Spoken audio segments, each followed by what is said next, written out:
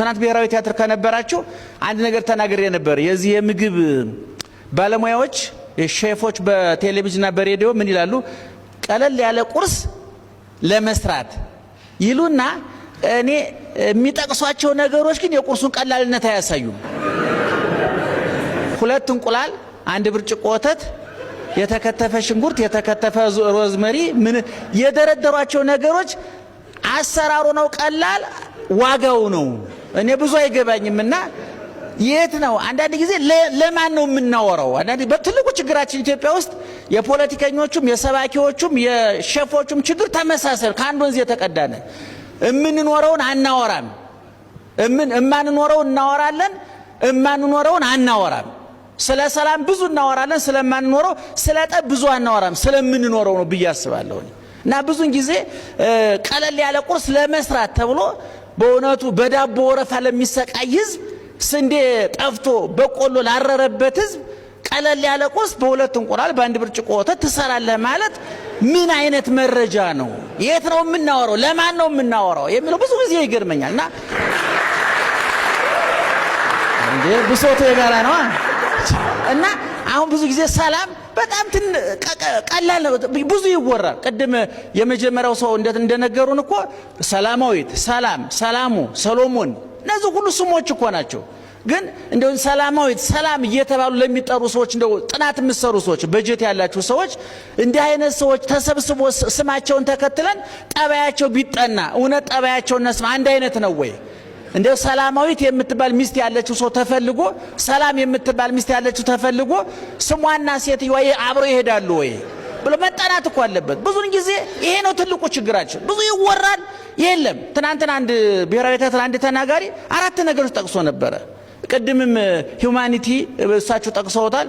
ዲሞክራሲ ደግሞ ሁለቱ ሂዩማኒቲ ዲሞክራሲ፣ ሪዝን፣ ትሩዝ፣ ጀስቲስ፣ ዊዝደም በጣም የሚጣፍጡ ቃላት አቤት ደስ ነው።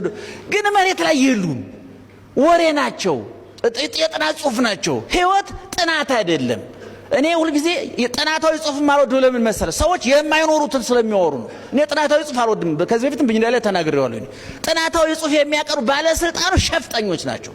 በትክክል ልባቸው ያሰቡትን ያለ ወረቀት ሲነግሩ ነው መኖር የምንችለው እንጂ ከየትም ቀርሞ ይሄን ብናገር ሰው ደስ ይለዋል፣ ይሄን ብናገር ይከፋዋል። ስለዚህ ሲኖረው ሲሰማው የሚከፋውን ከምናገር ሲኖረው የሚጎረብጠውን ለምን አልነግረውም የሚል ሁሉ ይመስለኛል ቁጭ ብሎ ቤታቸው።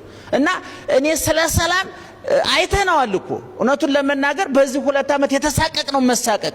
እኔ ዛሬ 2 ወር አሜሪካ ሄጄ ነበር፣ 2 ወር እዛ ነበርኩኝና እውነቱን ለመናገር ጧት በተነሳው ቁጥር ሚዲያው ማአት ነው የሚያወራው። ትልቁ ጦርነት ያለው ፌስቡክ ላይ እንደምታውቁት ፌስቡክ ጫካ ውስጥ የመሸጉ ሽፍቶች አሉ፣ የፌስቡክ በላይ ዘለቀዎች አሉ፣ የፌስቡክ አጼ ቴዎድሮሶች አሉ፣ የፌስቡክ አብዲሳ አጋዎች አሉ። እዛው የሚያፈነዱ እዛው የሚፈነዱ እዛው በጣም መጥፎች አሉ። እና የሰላም ረዘም እንደ አንተ ልጅ ማነው ስም? አውራሪስ ነው ስም? ያባትህ ስም ነው? ያንተ ስም ማን ነው? መደበኛ ስም ማን ነው?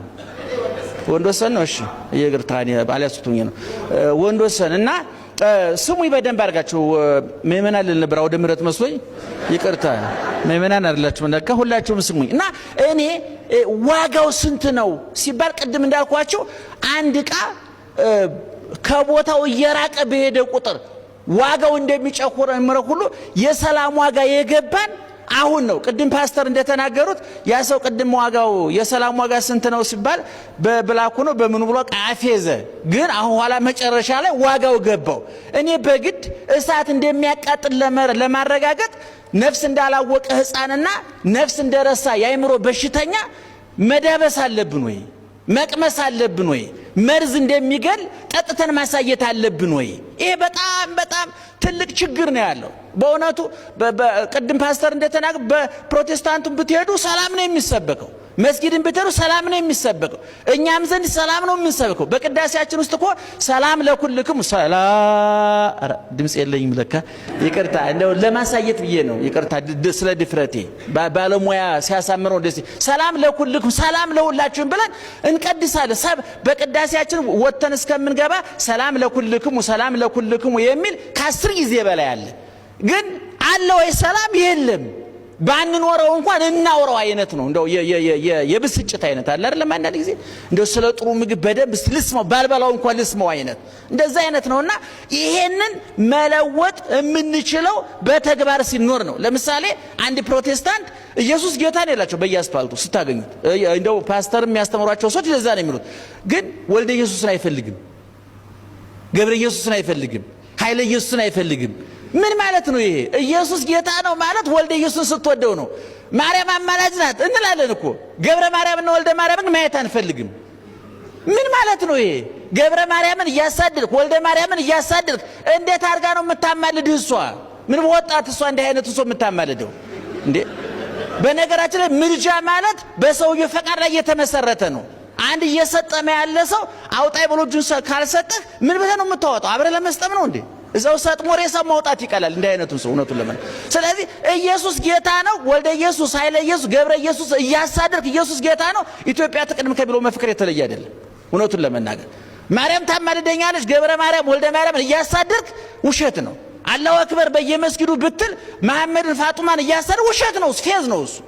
ቁርአኑን በፈለከው በምንም ብትጠቅሰው በወርቅ ቀለም ቁርአን ብታጽፍ በወርቅ ቀለም መጽሐፍ ቅዱስ ብታጽፍ ሀብትን ታስመሰክራለህ እንጂ አማኝነት ማሳየት አትችልም።